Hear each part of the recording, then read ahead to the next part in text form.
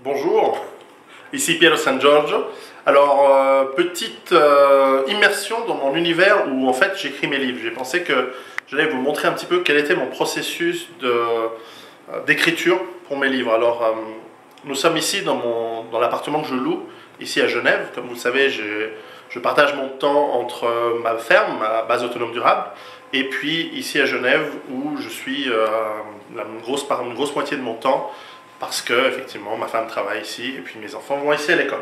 Alors je vais vous montrer un peu mon bureau où j'écris mes livres. C'est ici où j'ai conçu, pas sur Vivre à l'effondrement économique puisque nous étions dans un autre appartement, mais où j'ai conçu, en tout cas rue Barbare avec Vol Ouest, et où je suis en train de commencer mon autre livre. Alors voilà, je travaille sur plusieurs ordinateurs, et puis je vais vous montrer typiquement dans le processus de création de livres, la documentation c'est un élément fondamental. Donc là, voilà, j'ai mis, ça tombe bien parce qu'on a nettoyé le bureau, donc j'ai mis un petit peu les livres sur lesquels je suis en train de travailler pour mon prochain bouquin. Donc vous voyez, il y a vraiment beaucoup de lectures. Alors typiquement ce que je fais, c'est que je fais une pile de tous les articles, les coupures de presse que je trouve qui intéressent. Donc ici par exemple, comme nous allons parler de remise en forme, d'exercice physique, de nutrition, alors je trouve des articles qui parlent de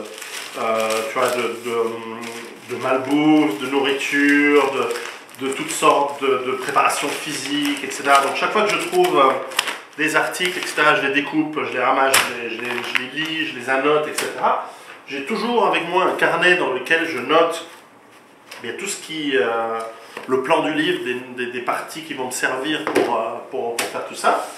Voilà, donc typiquement, là c'est des livres qui sont soit lus, soit en pleine lecture, en train d'annoter. Donc voilà, par exemple, typiquement pas mal de livres d'anthropologie en ce moment.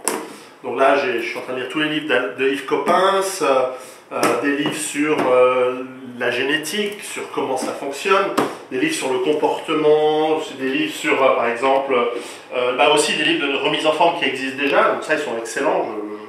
Celui-là, Mark Sisson, il a fait des livres vraiment géniaux, des livres de médecine, des livres effectivement de nutrition, donc je m'intéresse à toutes sortes de sujets qui peuvent entrer en compte. Donc par exemple, des livres de médecine, tiens, je l'ai à deux celui-là. Des livres qui parlent typiquement de notre amie Claire Sévrac, des livres qui parlent de santé, donc également de quels sont les médicaments à éviter, etc. Des livres de fitness qui viennent ça peut venir des États-Unis, comme ici par exemple, j'ai regardé un peu qu'est-ce que nous disent, j'ai trouvé plein d'erreurs déjà là-dedans, mais enfin c'est intéressant, qu'est-ce que nous disent les forces spéciales américaines, les livres de notre ami Frédéric. Et voilà, donc des livres aussi sur la manière de vivre et comment elle impacte notre vie, etc. Donc vraiment, il y a, je sais pas, typiquement à vue d'œil, il doit y avoir une quarantaine, cinquantaine de livres.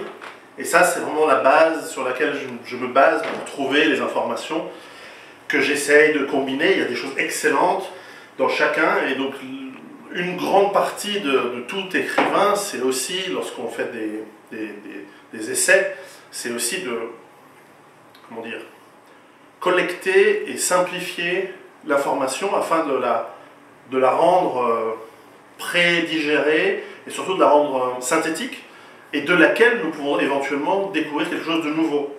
Par exemple, dans Survivre à l'effondrement économique, je ne prétends pas avoir rien inventé. Beaucoup des informations, forcément je ne suis ni géologue ni expert en pétrole, je suis allé chercher les informations. Chaque fois que j'ai trouvé une information, j'ai vérifié qu'il y ait plusieurs sources. J'ai vérifié pourquoi les sources opposées ou des sources allant à l'encontre d'une certaine théorie, elles étaient valables ou pas. Donc là aussi, par exemple, est-ce que c'est bien d'être végétarien? Est-ce que c'est pas bien d'être végétarien? Alors j'ai la réponse maintenant, mais j'ai dû vraiment m'emmerder à aller chercher beaucoup d'informations dans des livres, même d'autres plus techniques, ou surtout Internet aussi, qui sont pas là. Donc voilà, donc ça c'est un peu le bureau, c'est là où je cogite, c'est là où j'aime bien travailler, soit très très tôt le matin, j'aime bien commencer à 4 h du matin, ou alors tard le soir, mais plutôt le matin. Et voilà, donc vous êtes dans mon bureau. Tiens, je vais vous montrer encore un petit truc. Venez voir. les sacs d'évacuation des gamins. Et dans mon bureau, parce qu'il faut pouvoir avoir tout à portée de main. Ça aussi, intéressant, vous allez voir. C'est là où je range une partie de mon bordel. Sac d'évacuation, le mien. Sac d'évacuation de ma femme. Pour du bordel, etc. Des médicaments, des différents trucs, les passeports, les machins. Et sac d'évacuation pour des courtes évacuations ou quand je vais en voyage, comment revenir, les get home bags, comment revenir à la maison. Et puis toujours un peu d'essence. Donc dans cette armoire, des notes pour des prochains bouquins. Donc typiquement ça, j'ai des notes pour des livres que je n'ai pas encore finis. Voilà, donc j'aime bien les Moleskine. Ça c'est dans la technique hein, de l'écrivain. Il y a de l'eau. Des petites choses, mais enfin voilà, ça c'est un peu l'armoire où je pars. Et puis, ne croyez pas que tout est aussi bien ordonné. Chez moi, c'est souvent le bordel. Là, j'ai les livres que je suis en train de lire pour me divertir. Voilà, j'ai des bouquins, c'est marrant. Celui-là est très très bien. Je suis en train de lire des livres assez intéressants malgré tout. Et voilà, j'ai toujours un bordel de livres que je suis en train de lire, etc.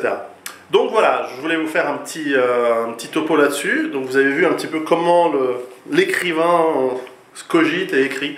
Et donc voilà, à très bientôt.